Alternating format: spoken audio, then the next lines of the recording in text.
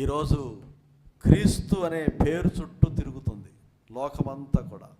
ఎక్కడ చూసినా Jesus Jesus అనే పదం వినపడుతూ ఉంది.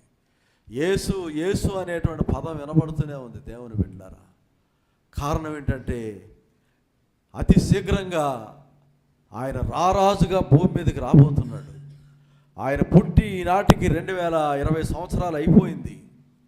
మరి మరియతో చెప్పినటువంటి ఈ యొక్క మాట అనేది నెరవేరాలంటే ఎన్నో ఇమిడి ఉన్నాయి. ఇందులో యుగ సమాప్తి ఉంది, ప్రభు యొక్క రాకడ ఉంది, 7 ఏళ్ల శ్రమల కాలం ఉంది, రాబోయే నిత్యత్వం ఉంది, 1000 ఏండ్ల పరిపాలన ఉంది.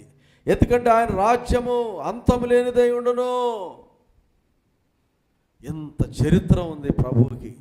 అందుకని ఇవన్నీ తలంచి మరియా దేవుణ్ణి ఘనపరుస్తుంది.